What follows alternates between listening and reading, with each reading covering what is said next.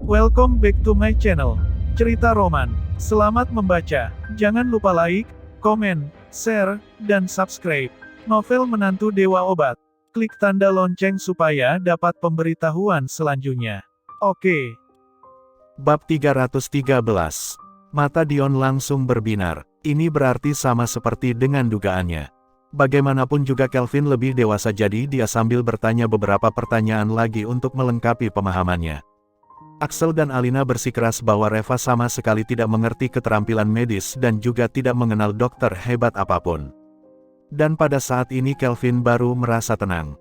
Setelah mengobrol beberapa saat, Axel mendapati bahwa Dion tidak marah dan merasa bahwa permintaan maafnya diterima, lalu segera berkata, "Tuan Muda Regatta, demi menunjukkan ketulusan permintaan maaf kami, aku ingin mengundangmu untuk makan malam bersama malam ini." Dion mengerutkan keningnya. Di matanya, Axel ini bukan siapa-siapa melainkan hanya seonggok sampah dan sama sekali tidak memiliki harga diri yang sesuai untuk mengundangnya makan malam. Tepat ketika dia akan menolaknya, tiba-tiba Axel menambahkan, "Pada saat itu, aku akan membiarkan Nara menghadiri perjamuan itu secara pribadi dan meminta maaf kepadamu, Tuan Muda Regatta." Mata Dion langsung berbinar-binar. Setelah bertemu dengan Nara hari ini, dia langsung tercengang dan tidak pernah bisa melupakan Nara. Jika mereka bisa makan malam bersama, bukankah dia akan memiliki kesempatan? Lalu dia segera mengangguk dan berkata, "Oke. Karena kau telah menunjukkan ketulusanmu, maka aku akan menyetujuinya." Axel dan Alina merasa sangat gembira dan berterima kasih kepadanya berulang-ulang, kemudian pergi dari situ. Setelah mereka pergi, Dion segera mencibir, "Hehehe, aku tidak perlu pergi mencari mereka, tetapi mereka malah dengan rela datang sendiri." Paman ketiga, menurutmu apakah Reva akan menjadi gila jika aku bermain dengan Nara malam ini? Kita buat perasaan hatinya menjadi kacau, jadi ketika pertemuan pertukaran medis nanti, kesempatan menang kita akan semakin besar. Kelvin mengangguk dengan perlahan, "Kau bisa mencobanya, tetapi jangan berlebihan." Dion langsung tersenyum dan berkata, "Paman ketiga, dia kan hanya seorang wanita, berlebihan bagaimana maksudnya? Merupakan suatu kehormatan baginya jika aku mau bermain dengannya. Aku rasa dia bahkan akan sangat berterima kasih kepadaku. Selain itu, aku sudah pernah bermain dengan begitu banyak wanita di ibu kota provinsi dulu. Perangai wanita seperti apa yang belum pernah aku temui? Pada akhirnya bukankah mereka semua juga tunduk dan patuh? Kelvin, yang aku bicarakan bukan masalah wanita ini tetapi tentang Reva. Kau harus ingat, kau boleh bermain apapun dengan Nara tetapi nyawa Reva harus tetap kau pertahankan. Kita harus membiarkan dia berpartisipasi dalam pertemuan pertukaran medis ini. Jika kau membunuhnya, bukankah rencana kita akan gagal total?" Dion langsung menganggukkan kepalanya dan berkata, "Jangan khawatir, Paman ketiga. Aku tahu batasannya. Ngomong-ngomong, perangai dan temperamen Nara ini sangat kuat. Paman ketiga, apakah kau masih memiliki bubuk Nirvana Fly? Nanti malam aku akan memberinya sedikit obat ini. Tidak peduli dia adalah wanita liar ataupun wanita lugu, mau tidak mau dia pasti akan tunduk dan patuh. Setelah itu aku akan menjepret beberapa foto dan videonya lalu dikirimkan kepada si Reva itu. Hehehe, coba kau tebak, apakah dia akan gila karena marah?" Kelvin tertawa dan memaki, "Dasar bocah, jahil sekali kau. Tetapi kau tetap harus hati-hati dengan Nirvana Fly ini. Obat seperti ini sangat kuat. Kalau dia tidak tahan, aku khawatir kau tidak akan keburu melayaninya sepanjang malam nanti." Dion tersenyum, "Tidak apa-apa, kalau aku tidak keburu nanti aku dapat meminta beberapa teman-temanku untuk membantu. Lagi pula aku hanya ingin bermain-main saja. Mana mungkin aku menikahinya. Tujuan kita kan hanya ingin membuat Reva marah agar dapat mempengaruhi suasana hatinya saja." Kelvin tersenyum dan berkata, "Oke, kalau begitu kau harus perhatikan batasannya. Axel ini juga benar-benar orang yang tidak memiliki hati. Baru kali ini aku melihat seorang ayah mengirim putri mereka kepada orang lain untuk dipermainkan." Dion langsung meludah, "Paman ketiga, apa kau tak bisa menebak niat mereka di balik ini? Aku dengar Axel dan Alina istrinya itu terlalu mata duitan. Mereka hanya ingin mendapatkan status sosial yang tinggi, jadi mereka sengaja mengirim putrinya agar bisa menikah dengan keluarga kaya. Mereka hanya ingin mendekati keluarga Regatta kita saja. Hanya saja mereka terlalu meninggikan dirinya sendiri. Mereka juga tidak ngaca dulu bagaimana keluarga mereka itu. Bahkan berani bermimpi untuk mendekati keluarga Regatta kita. Untuk jadi pelayan di keluarga Regatta kita saja kurasa mereka tidak cukup pantas. Anak gadis dari keluarga miskin seperti ini hanya dilahirkan untuk dijadikan mainan orang kaya. Ingin terbang ke puncak piramida sosial. Hehehe, dalam dunia ini mana ada begitu banyak kisah Cinderella dengan si pangeran. Orang-orang seperti mereka ini pasti terlalu banyak membaca dongeng dan hidup dalam dunia fantasinya sendiri. Jangan lupa like dan subscribe, agar admin lebih semangat untuk menyajikan kontennya. Bab 314. Dengan senang Axel dan Alina turun sementara itu Hiro dan Hana masih menunggu di dalam mobil. "Pa, Ma, bagaimana?" Hana bertanya dengan penuh harap. Alina tersenyum dengan bangga dan berkata, "Kalau papa dan mamamu yang menangani semuanya pasti beres. Tuan muda Regatta sangat sopan kepada kami. Dia menyuguhkan dan mempersilahkan kami duduk. Penerus keluarga terpandang ini memang benar-benar berbeda. Tak peduli apakah itu temperamen ataupun caranya berbicara, sama sekali tak bisa dibandingkan dengan para bajingan lokal di kota Carson. Dan juga, Tuan muda Regatta sangat menyukai Nara. Begitu aku mengatakan Nara akan mengundangnya makan malam, dia langsung setuju. Aku rasa hubungan dia dengan Nara pasti akan terkabul." Hana sangat gembira, "Benarkah? Kalau begitu, berarti Dion akan menjadi kakak iparku di kemudian hari." "Bagus sekali. Kalau Dion jadi kakak iparku nanti aku ingin lihat siapa yang berani tidak menghormatiku di kota Carson ini. Ma, nanti malam aku ikut pergi makan malam bersama kalian ya. Aku ingin mengobrol lebih banyak dengan kakak iparku agar hubunganku dengannya semakin akrab." Alina langsung memutar matanya ke arahnya dan berkata, "Tidak. Untuk apa kau ikut-ikutan pergi ke sana? Malam ini prioritasnya adalah kakakmu, jadi kau jangan ikut campur." Hana langsung cemberut, "Ma, aku kan hanya ingin mengatakan sesuatu yang baik mengenai kakakku.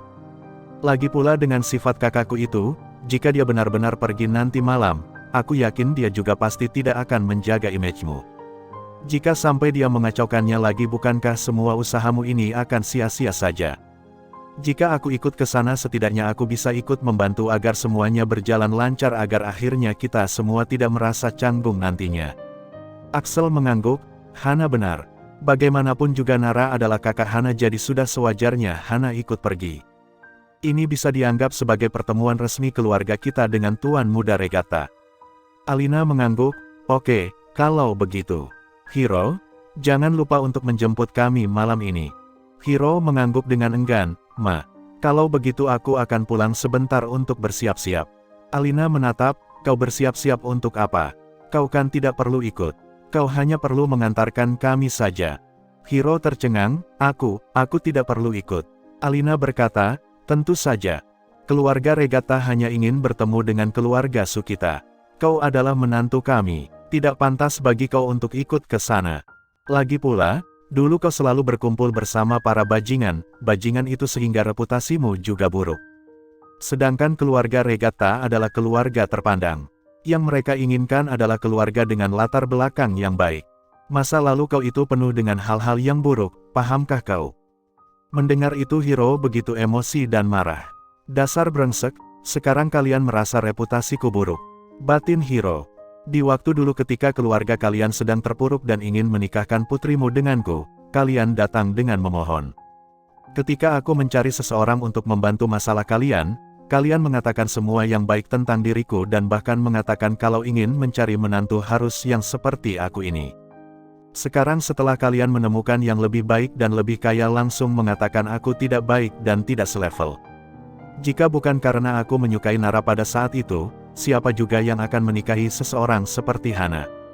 Tentu saja, kata-kata ini hanya bisa dia katakan di dalam hatinya saja saat ini. Keluarga Su tidak seperti dulu lagi jadi dia hanya bisa menahan amarahnya.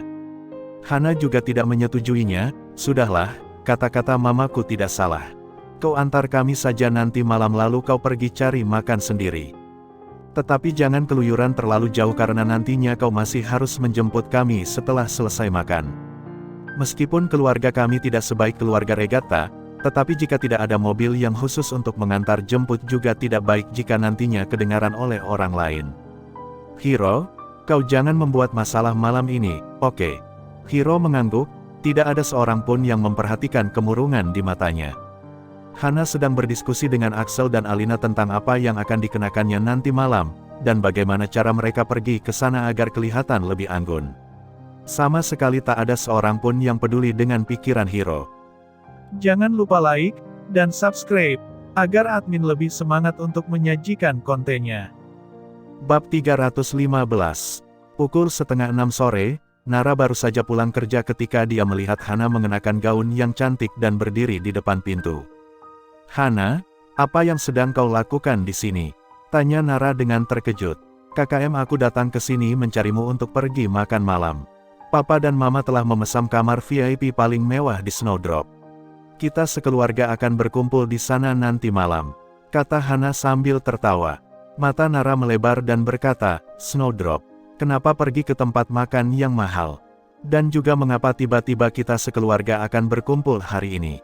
Hana tersenyum dengan misterius dan berkata, "Tentu saja karena ada sesuatu yang bagus." "Sudahlah, kau jangan banyak tanya lagi. Papa dan Mama sedang menunggumu. Ayo cepat ke sana." Secara refleks Hana menarik Nara ke dalam mobil. Dengan cepat mereka sudah sampai di Snowdrop dan masuk ke dalam ruang VIP. Tampak di sana Axel dan Alina sudah menunggu di dalam ruangan itu. Nara menyapa mereka dan bertanya dengan bingung mengenai apa yang terjadi. "Oh, begitu. Kami telah mengundang tamu VIP untuk makan malam bersama. Jadi keluarga kita harus berkumpul semua di sini," ujar Axel dengan santai. Nara langsung terkejut. "Tamu VIP? Tamu macam apa?" Axel dan Alina saling menatap dan berkata dengan tersenyum, "Dia adalah Dion dari keluarga Regatta di ibu kota provinsi." "Apa?" Ekspresi Nara langsung berubah dan dia segera berdiri. "Kalian, mengapa kalian mengundangnya makan malam? Orang ini sama sekali bukan orang baik." Axel sangat marah dan langsung memaki, "Lancang. Nara, apa yang kau katakan? Mengapa Dion bukan orang baik?" Dengan panik Nara berkata, Saat dia datang ke perusahaan kita hari ini, kalian juga sudah melihatnya sendiri, kan? Bisakah dia dikatakan sebagai orang baik?" Alina tersenyum dan berkata, "Nara, kau tidak boleh mengatakan seperti itu. Dion datang ke perusahaan kita kan untuk mengundangmu ke pesta dansa. Undangannya itu dengan jelas menunjukkan bahwa dia menyukaimu.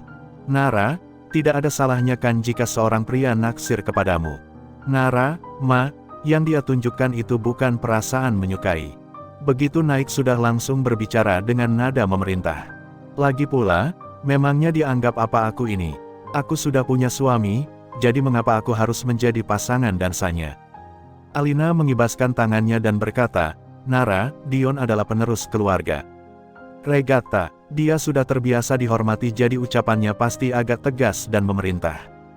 Tetapi bukankah ini adalah wujud dari seorang pria yang berkuasa? Apakah kau hanya menyukai tipe pria seperti Reva yang lemah dan tak berguna itu?" Nara langsung marah, Memangnya kenapa dengan Reva? Dia memiliki sifat yang baik dan tidak perhitungan dengan orang lain." Hana langsung mencibir, "Dia hanyalah seorang bajingan, sifat apanya yang baik? Dia bukannya tidak perhitungan dengan orang lain tetapi dia tidak mampu. Dan hari ini dia malah beraninya menghajar orang-orang Dion. Ini sama saja dengan menghina keluarga Dion. Jika dia berani melakukan hal seperti itu lagi, keluarga Regatta pasti tidak akan melepaskannya." Air muka Nara tampak sedikit berubah. Kejadian hari ini memang agak terlalu rusuh. Dia benar-benar khawatir tentang apa yang akan terjadi kepada Reva. Saat melihat ekspresi Nara itu Axel langsung terpikir untuk berkata, "Nara, tujuan kita mengundang Tuan Muda Regatta malam ini adalah untuk menyampaikan permintaan maaf kita kepadanya secara khusus. Karena masalah di perusahaan yang tidak menyenangkan hari ini, aku khawatir akan membuat keluarga Regatta marah dan keluarga kita pasti akan celaka. Nara, jika kau tidak ingin melihat mayat Reva dibuang di atas jalan, lebih baik kau ucapkan beberapa kata manis kepada Tuan Muda Regatta agar dia mau mengampuni Reva." Nara tampak ragu-ragu. Dia benar-benar khawatir tentang apa yang akan terjadi pada Reva. Jika hanya dengan meminta maaf kepada Dion dapat menyelesaikan masalah ini, Nara tidak merasa keberatan untuk menundukkan kepalanya. Tetapi pertanyaannya adalah apakah Dion akan melepaskan mereka begitu saja? Setelah berpikir sebentar lalu Nara berkata, bagaimana kalau aku menelepon Reva dulu?" Axel langsung berkata, "Tidak boleh. Kau sudah gila ya? Jika Reva mengetahui tentang ini, dia pasti akan datang dan membuat rusuh. Pada saat itu, aku rasa Tuan Muda Regatta pasti akan membunuhnya di sini. Apakah kau ingin melihat Reva mati di sini? Bersambung di channel cerita roman selanjutnya. Jangan lupa like, komen, share, dan subscribe. Novel Menantu Dewa Obat.